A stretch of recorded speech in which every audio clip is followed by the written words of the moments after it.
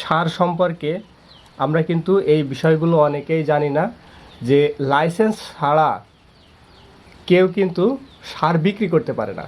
আমাদের এলাকাতে যে সমস্ত দোকানগুলো রয়েছে সারের, এই সমস্ত দোকান যদি ডিলার সরকারি অনুমোদন লাইসেন্স বা অনুমোদিত লাইসেন্স এদের যদি না থাকে, এরা কিন্তু সার বিক্রি করতে পারে না। তবে ম্যাক্সিমামই নেই।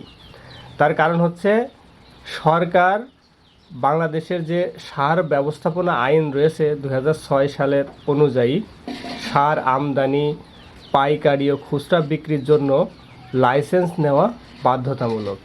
সরকার প্রতিটি জেলা ও উপজেলায় নির্দিষ্ট সংখ্যক বিআইসি এবং বিএডিসি ডিলার নিয়োগ করে। এই ডিলারদের কাছ থেকে সার নিয়ে সাব ডিলার বা খুচরা বিক্রেতারা কৃষকদের কাছে বিক্রি করে।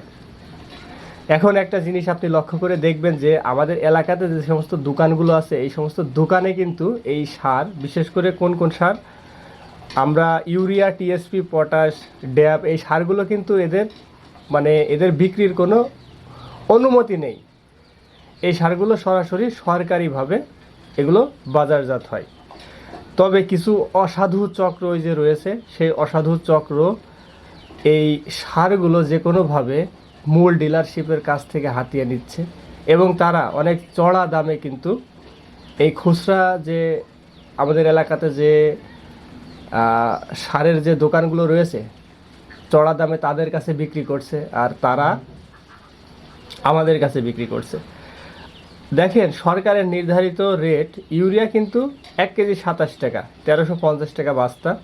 টিএসপি 1 কেজি 27 টাকা, 1350 টাকা বস্তা। ড্যাব 1 কেজি 21 টাকা, 1050 টাকা বস্তা। পটাশ 20 টাকা বস্তা, 1000 টাকা। কিন্তু এখন কি হচ্ছে বর্তমান সময়ে, এখন দেখা যাচ্ছে ইউরিয়া 1350 টাকা। আমরা যদি এখানে কিনতে যাই, তাহলে এই 1350 টাকা সার আমাদের কিনতে হচ্ছে 1750 বা 1900 টাকা দিয়ে। ড্যাব কিনতে হচ্ছে 1050 টাকা বস্তার ড্যাব, 1250 থেকে 1400 পর্যন্ত। পটাশ কিনতে হচ্ছে, পটাশ কত, 1000 টাকার বস্তা, সে 1200 থেকে 1350 পর্যন্ত কিনতে হচ্ছে। এই যে প্রত্যেকটা সারে, কোনো সারে 300 টাকা, কোনো সারে 500 টাকা, আবার অনেক সময় আছে এক বস্তা সার বাংলা সেই ফসফাইট এক বস্তা কিনতে গেলে দেখা যাচ্ছে আমাদের 1900 টাকায় নেই হয়ে যাচ্ছে। তাহলে চাষি কীভাবে বাঁচবে? এই সিন্ডিকেট, বাংলাদেশ সরকারের প্রতি আমাদের সকলের আবেদন থাকবে, এই সিন্ডিকেট ভাঙতে হবে।